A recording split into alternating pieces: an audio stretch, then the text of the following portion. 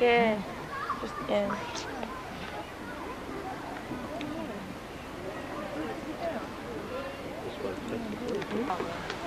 I'll get it right. Koala Talk at Healesville Sanctuary. My name's Susan and I'm one of the keepers here that looks after these little creatures. And as you can see, we've got a few. We've got 6 females and 1 male. There's actually a couple over, I don't know whether you saw them, but can you see the one over in the big bush over there on the top? As you can see, they're very good at being camouflaged, you know, it's amazing, especially on cloudy days. I mean, normally where they'd be, if we didn't have these guards here and here, they'd be right up the top of that tree. And that's where most of them like living in manigums, candlebarks, mesmates, swampies, and they're the ones that they like eating. There's only a variety that out of the many gum leaves that they like, they're the ones in this local area. And the reason why they sit around as long as they do, it's probably about 19 hours a day out of the 24-hour period, and that's because they need to put their energy in actually digesting the gum leaves, because that's all they will eat. People have seen them eating different other types of vegetation, but that's only very minimal. I think it's just, let's have a taste and see, but this is their main and only diet rate, really. And we go out and collect the gum. We do have a plantation out the back, about over 8,000, but even that isn't enough to keep these guys going. They eat about 500 grams of young, nice, juicy leaves a day. So, yeah, it doesn't keep them going. So we go out and wait for the SEC or the council when they're cutting down trees along roadsides and under power lines, or we get permission to go to different sorts of gums along the road. And if we need more, we can go onto people's private property if they say it's okay. And one thing with the koala, they do have a bacteria that is in their digestive system that is specified breaking down the leaf, and that's really important. And I'll tell you further on how the joeys get this bacteria. As you can see, this is little Sash. She's our youngest here. She's only a 2-year-old and she weighs about 5 kilograms. The others are older. The oldest one we have is a 10-year-old Pippin, who I think that might be her up there, and Pippin's actually Sash's mum. Now, if you notice while she's doing it, see how they bring the leaf to their nose first and smell it. She's actually smelling at the moment. Can you see that? Yeah. And why they do that is that's their way of finding out whether that gum is the right toxic level for them to eat it. If it's too high, they'll put it aside and they'll go to another gum tree to find their one that they prefer. And that's pretty impressive. See, she's having a sniff now, which is a pretty remarkable device in that little nose. They don't have to send it off for a laboratory analyst like we'd have to do, so it's all inbuilt. And you'll notice with their front paws, they have 2 opposing thumbs, and that's why they can actually climb up trees with their very, very sharp paws. They have no problem. This tree over here, as you can see, has got hardly any bark on it. It's very smooth bark, and they have no problem going up the tree. The actual feet, the 2 these ones here, the 2 toes here, are actually fused under the skin, and so when the claws come out, they're actually quite close together. They're giving me little presents here. Thank you very much. Actually, one keeper did tell me he was giving a talk once and couldn't work out why people were looking at him. He noticed something had dropped and hit him, but it actually had stuck on his eyebrow. And I thought, oh God, that's just wonderful. But he didn't know until after his talk. But anyway, this is their grooming paws, and they'll groom. And they're having a little stretch there.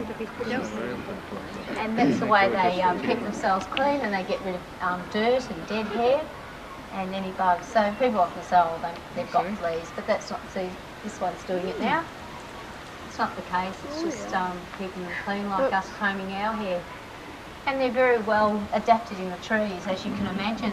They find their little forks in a tree and sit there, and you can tell, like yesterday being a beautiful day, they just lay out, and they always are hanging on to the tree. Even this one straight up here and that one, they will be hanging on with their little claws.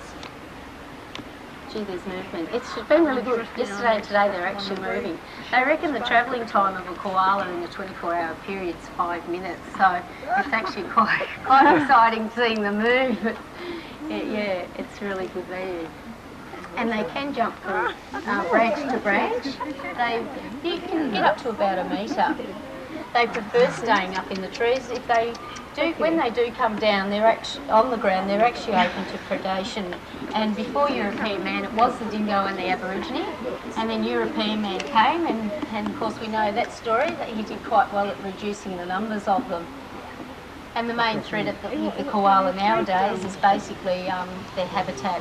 While we keep cutting it down, there's less and less room for them. They're forced to live closer together. This causes stress in the colony, and that's where you're getting diseases like chlamydia. That's one theory, and I can pretty much believe it. So we've really got to try and save what's there for them, and replant a few trees of their liking.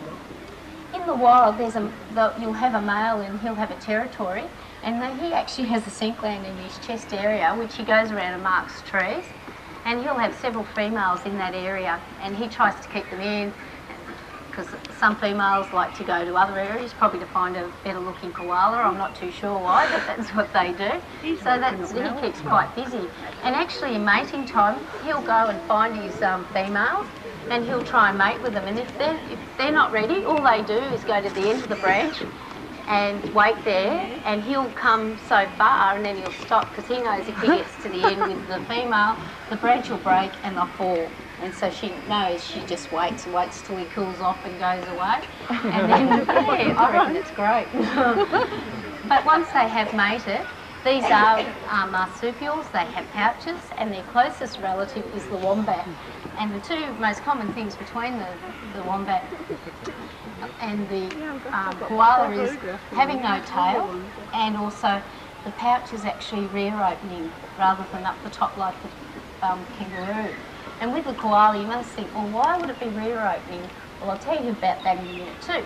What happens is once she gives birth, which is in about 35 days after mating, she's actually, like all marsupials, they're born premature. They're all called joeys, and it'll come out of her cloaca into the pouch, and there it'll attach to one of the two teats that are there and stay there permanently for 3 months. By about 4.5 months, the mother will start producing another type of feces as well as these. Aren't they great? They even bounce when they drop. Yeah, another type of feces called, it's a green gel type. And what the joey does is actually can put his head out of the pouch, and he's right near the cloaca where she defecates, and he starts eating that. And you think, ew, why would you want to eat that? And the reason for is to get that bacteria that she has that digests the gum leaves into his system, into the digestive system.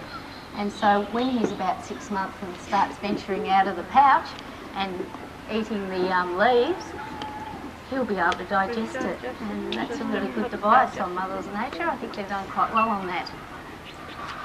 So anyway, have we got any questions at the moment? No? Yeah? How big can they grow to?